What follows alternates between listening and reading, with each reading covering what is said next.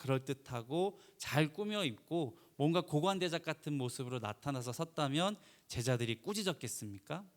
아기를 안고 있든 소를 끌고 오든 어떻게 꾸짖었겠어요? 그런데 제자들에게 꾸짖음을 당할 정도로 이 부모들은 행색도 초라하고 가진 것도 없는 사람들이었을 겁니다. 내가 가진 게 없기 때문에, 내가 힘이 너무 없기 때문에 이 아이들을 내 힘으로는 미처 잘 길러낼 자신이 없는 사람들, 제자들에게조차 무시를 당하는 이 부모들이 내 아이를 만져주시기를, 우리 아이들을 만져주시기를 바라면서 소망하면서 왔을 겁니다. 성도님들께서는 우리 자녀분들을 위해서 어떤 마음으로 하나님 앞에 기도를 하고 계십니까? 26절에 듣는 자들이 이르되 그런즉 누가 구원을 얻을 수 있나이까? 라고 했습니다. 와, 이 구원 너무 어렵다. 부자들이 천국 들어가는 게 낙타가 바늘기에 들어가는 것보다 어렵다니. 저와 같은 심정으로 이 부자 청년이 돌아가는 모습을 본 모든 사람들이 부자 청년의 마음에 공감을 했을 겁니다. 아니, 가지고 있는 걸 어떻게 다 판단 말이야. 그렇게 천국 가는 게 비싼단 말이야 하면서 누가 구원을 얻을 수 있나이까? 라고 했습니다. 주 예수가 그리스도가 되시면 모든 자에게 값없이 거저 베풀어 주신다고 하는 게 이 구원의 은혜인데, 주 예수가 그리스도가 되시면 내가 가진 걸 다 팔아서 이 보배가 묻혀 있는 그 땅을 사듯이 구원을 위해 다 버릴 수 있는 사람들이 된다는 것, 그게 구원이라고 하는 것, 이게 믿어지십니까? 어렵죠. 너무 어렵습니다. 아무것도 물려줄 게 없어도 이렇게 생각을 해보시면 좋을 것 같아요. 내가 가진 걸 버려야 하는가?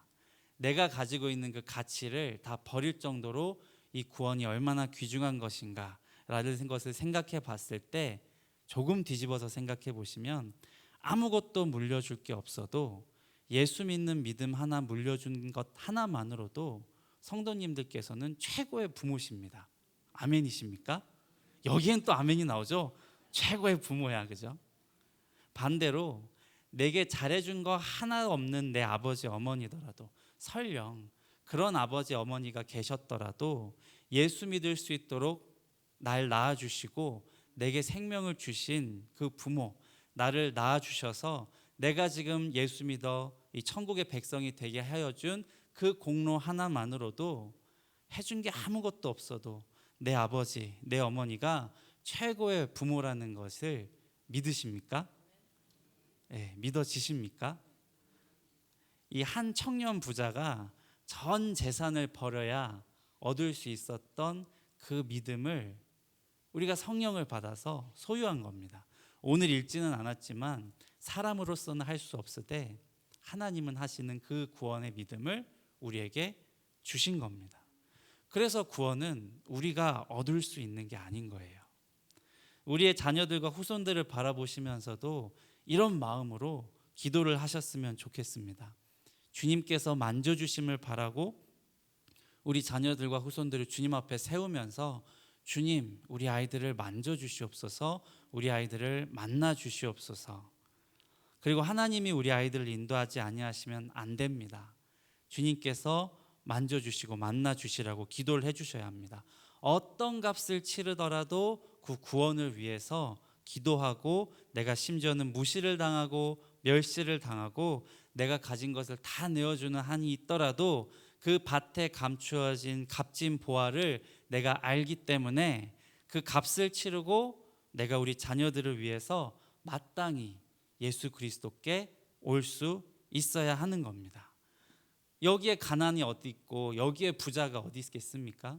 오늘 담임 목사님께서도 그 고등학교 시절에 이야기하시면서 많이 공감하지 않으셨습니까? 아, 저분이 내 아버지였더라면, 저분이 내 어머니였더라면. 그런데 사실 우리가 구원만 얻을 수 있다면 내 부모가 부자이고 가난한 게 아무 상관이 없게 됩니다. 자녀의 영혼 구원의 문제 앞에서 돈은 오히려 방해가 될 때가 더 많고요, 가난은 오히려 득이 될 때가 더 많으니까요. 저희 어머님께서 제가 17살 때 이제 필리핀에 갔다고 했잖아요. 어머니가 그때의 이야기를 구체적으로 해주진 않았는데 제가 한번 생각을 이렇게 곰곰이 해봤습니다. 제가 17살 때 이 필리핀에 보내졌을 때 일인데요. 이제 애는 자퇴한다고 난리를 치고 있어요.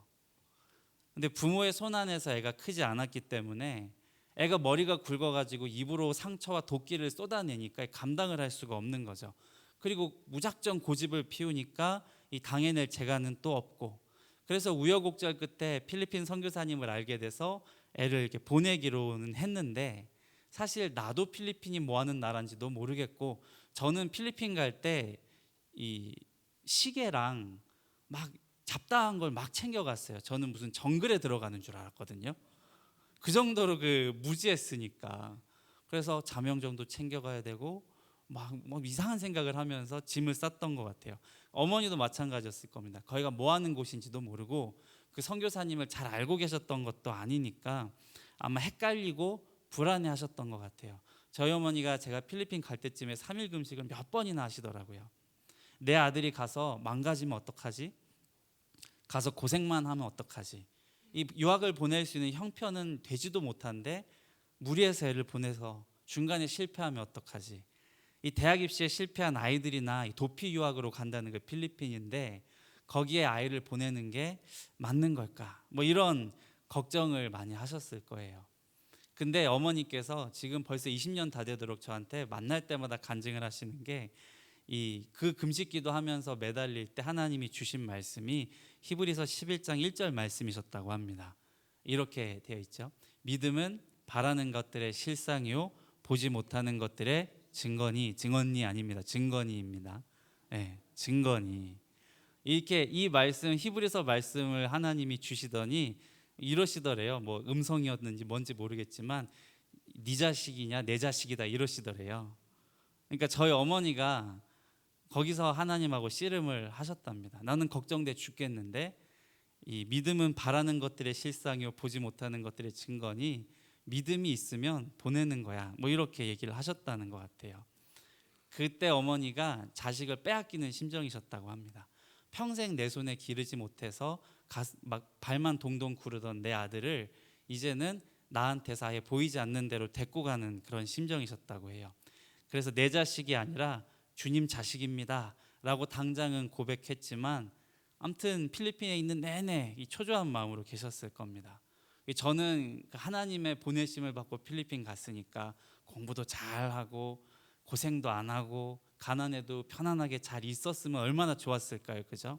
죽도록 고생하고 가난했고 마음은 병들고 상처 입고 가난하면은 뭐가 생기냐면 이 피해 의식과 열등감이 이마만큼 쌓입니다. 네.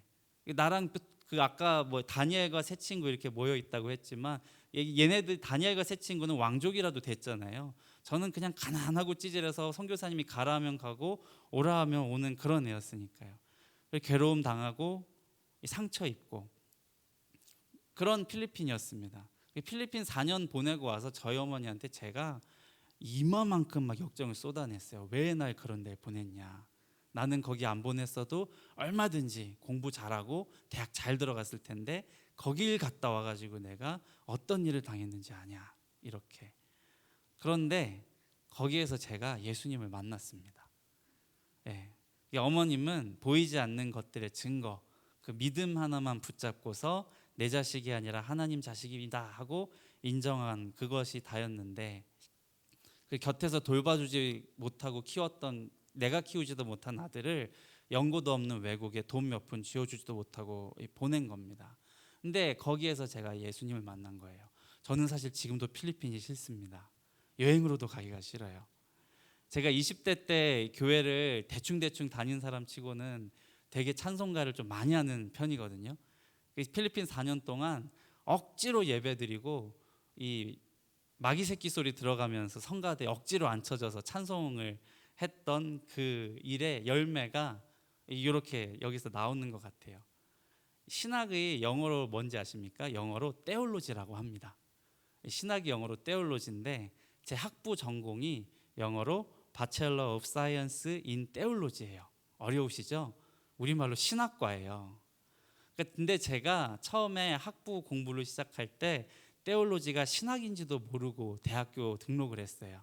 그냥 선교사님이 가라, 여기에 수업 들으러 가라 이러니까 테올로지가 신학인 줄도 모르고 학부를 이제 시작을 하고 그냥 선교사님이 등록하라니까 등록하고 강의실로 가라니까는 듣고 보니까 제가 신학을 전공하는 대학생이 되어 있었습니다. 가난했기 때문에 내 힘으로 애를 키워낼 수 없기 때문에 그저 하나님이 이 아이를 만져주심을 바라고 그 자녀를 주님께 내어 맡기신 겁니다. 그 주님이 만져주시고 안아주신 그 아이들을 하나님이 자녀로 삼아주시는 겁니다. 그래서 제가 필리핀은 참 싫지만 그래도 거기에서 예수님을 만나게 된 것이 제일 큰 인생의 복이라고 여기면서 한 번도 후회한 적은 없습니다. 우리 성도님들께서도 자녀들을 생각하고 자녀들을 바라보실 때 하나님이 이렇게 물어보시면 어떡하시겠습니까? 내 새끼지 네 새끼냐? 많이 들어보셨잖아요, 그죠? 많이 고백도 하시고 그런 마음으로 내보내셨을 겁니다. 그런데 성도님들께서는 만약에 그 아이가 신학한다 그러면 어떡하시겠습니까? 네, 망설이시죠. 네. 하나님께서 쓰시는 그 일들 속에 우리가 부자 청년이 자기 것을 다 버리는 그 마음으로, 가난한 마음으로 하나님께 세상의 부요함과 우상과 헛된 것들을 버리고 주님 앞에 내어 맡기셔야 합니다. 근데 그걸 위해서는 우리가 구원의 가치를 알아야 합니다. 우리 아이를 주님 만나 주시옵소서. 이 부모들이 주님 앞에 온 거예요.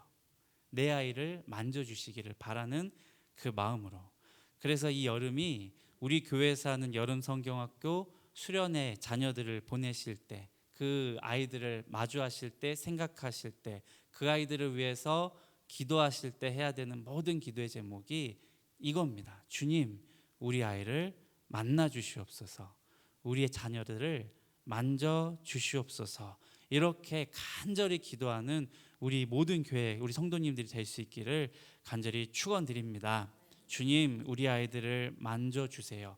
이 간절한 소망으로 비싼 학원도, 비싼 가정여행도, 금쪽 같은 시간도 다 내어 던지고 우리 부모들이, 우리 교회 엄마 아빠들이 아이들을 주님 앞으로 데리고 오는 그런 귀한 은혜가, 귀한 역사가 우리들의 기도를 통해 이루어 주시기를, 이 영적 싸움을 이 기도로 함께하는 7월과 8월이 되시기를 간절히 축원드립니다. 찬송가 한 절 부르시고 함께 기도하시겠습니다.